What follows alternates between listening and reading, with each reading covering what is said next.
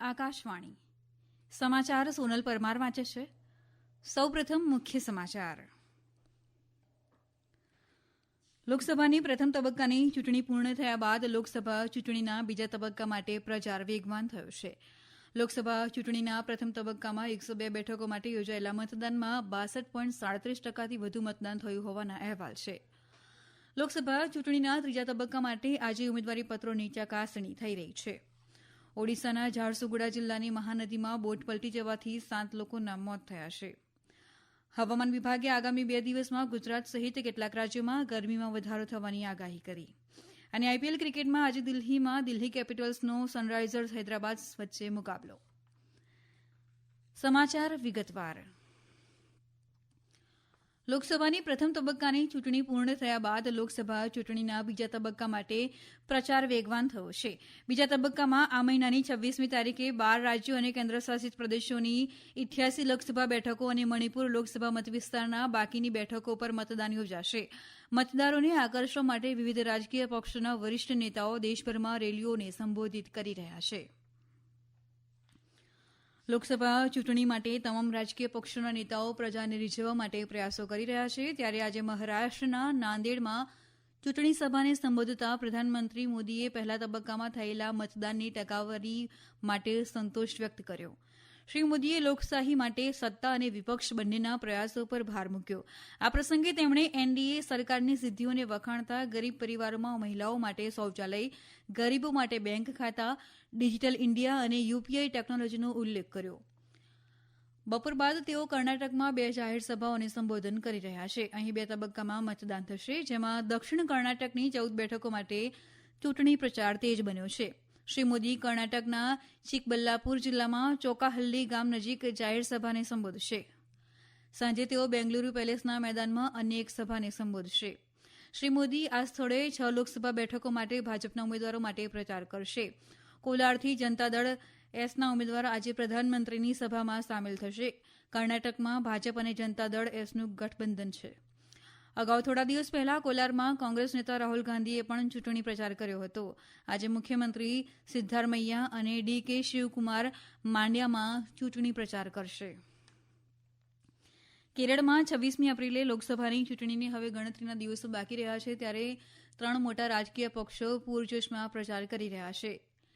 આજે કેન્દ્રીય મંત્રી અને ભાજપના વરિષ્ઠ નેતા નિર્મલા સીતારમણ કે જેઓ તિરુવનંતપુરમમાં એનડીએના પ્રચારમાં ભાગ લેવાના હતા તે રદ કર્યો છે.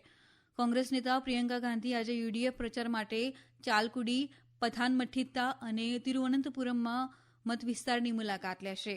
દરમિયાન સીપીઆઈના રાષ્ટ્રીય મહાસચિવ ડી રાજા આજે વાયનાડમાં એલડીએફ માટે પ્રચાર કરશે. મુખ્યમંત્રી પિનરાઈ વિજયન આજે વાડકારમાં ચૂંટણી પ્રચાર કરી રહ્યા છે. તમિલનાડુના ભાજપ ધારાસભ્ય સુશ્રી વિજયધારાણી આજે રાજધાની એનડીએમાં અભિયાનમાં ભાગ લઈ રહ્યા છે. ગુજરાત લોકસભાની 26 બેઠકો માટે 491 ઉમેદવારી પત્ર ભરાયા છે. જ્યારે વિધાનસભાની ખાલી પડેલી 5 પેટાચૂંટણી માટે 39 ઉમેદવારી પત્રો ભરાયા છે. આજે ઉમેદવારી પત્રોની ચકાસણી કરવામાં આવશે. સોમવારે 22મી એપ્રિલે ઉમેદવારી પત્રો પરત ખેંચી શકાશે. એટલે કે સોમવારે સાંજે લોકસભા અને વિધાનસભાની બેઠકોના ઉમેદવારોનું ચિત્ર સ્પષ્ટ થશે. આગામી 7મી મેના રોજ મતદાન યોજાશે. દરમિયાન રાજ્યમાં આજે વિવિધ રાજકીય પક્ષોના ઉમેદવારોના સમર્થનમાં રેલીઓ, સભાઓ યોજાઈ રહી છે. મુખ્યમંત્રી ભૂપેન્દ્ર પટેલ અમદાવાદ અને દાહોદમાં, કેન્દ્રીય મંત્રી નિર્મલા સીતારમણ પણ અમદાવાદ અને વડોદરામાં પ્રચાર કાર્યમાં જોડાશે.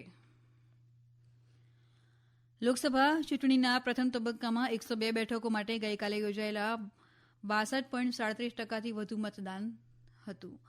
મતદાન મોટાભાગે શાંતિપૂર્ણ રહ્યું હતું અને વધુ ગરમી હોવા છતાં મતદારોએ મતદાન કરવામાં ઉત્સાહપૂર્વક ભાગ લીધો હતો.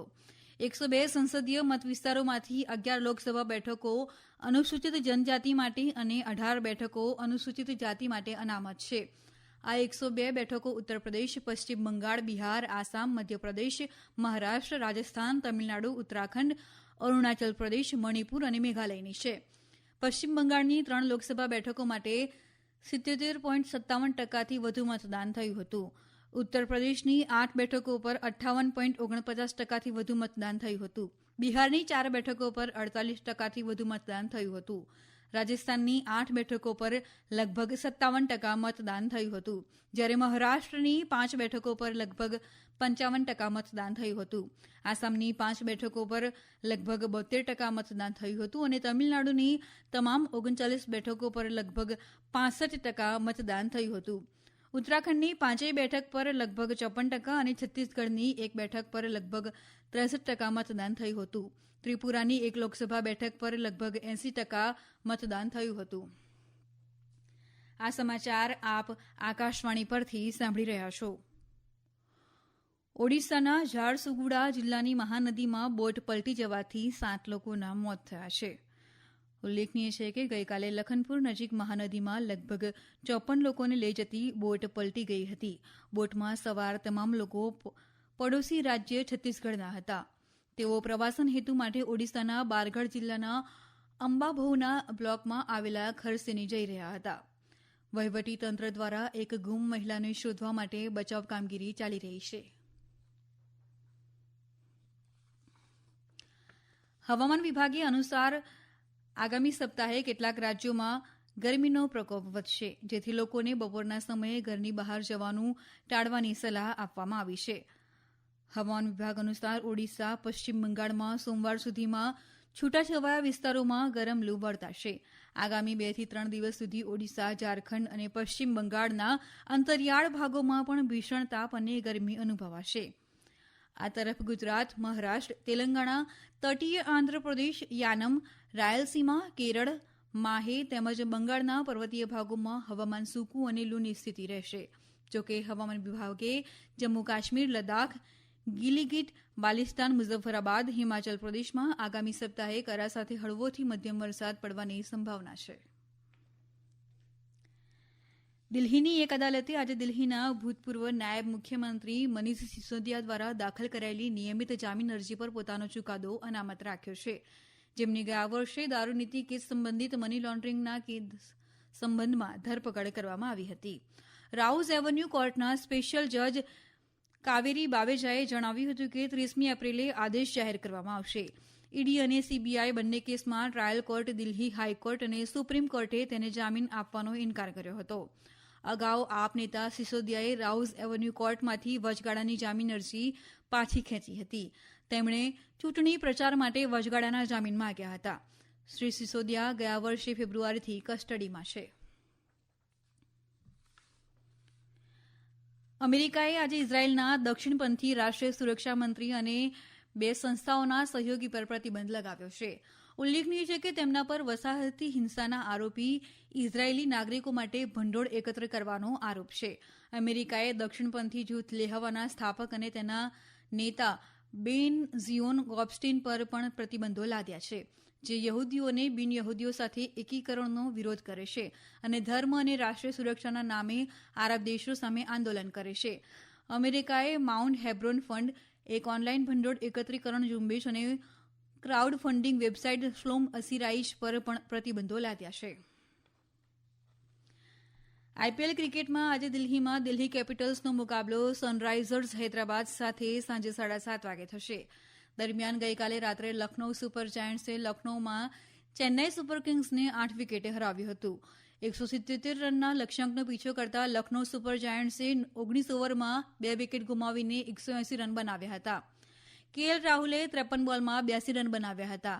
આ પહેલા બેટિંગ કરતા ચેન્નાઈ સુપર કિંગ્સે 20 ઓવરમાં 6 વિકેટ ગુમાવીને 176 રન બનાવ્યા હતા. રવિન્દ્ર જાડેજાએ સૌથી વધુ 57 રન બનાવ્યા હતા. કેએલ રાહુલને મેન ઓફ ધ મેચ જાહેર કરવામાં આવ્યા હતા. અંતમાં મુખ્ય સમાચાર ફરી એકવાર. લોકસભાની પ્રથમ તબક્કાની ચૂંટણી પૂર્ણ થયા બાદ લોકસભા ચૂંટણીના બીજા તબક્કા માટે પ્રચાર વેગવાન થયો છે. લોકસભા ચૂંટણીના પ્રથમ તબક્કામાં 102 બેઠકો માટે યોજાયેલા મતદાનમાં 62.37% વધુ મતદાન થયું હોવાના અહેવાલ. લોકસભા ચૂંટણીના ત્રીજા તબક્કા માટે આજે ઉમેદવારી પત્રોની ચકાસણી થઈ રહી છે. ઓડિશાના ઝારસુગુડા જિલ્લાની મહાનદીમાં બોટ પલટી જવાથી 7 લોકોના મોત થયા છે. હવામાન વિભાગે આગામી 2 દિવસમાં ગુજરાત સહિત કેટલાક રાજ્યોમાં ગરમીમાં વધારો થવાની આગાહી કરી. અને આઈપીએલ ક્રિકેટમાં આજે દિલ્હી કેપિટલ્સનો સનરાઇઝર્સ હૈદરાબાદ વચ્ચે મુકાબલો. આકાશવાણી પરથી સમાચાર પૂરો થશે.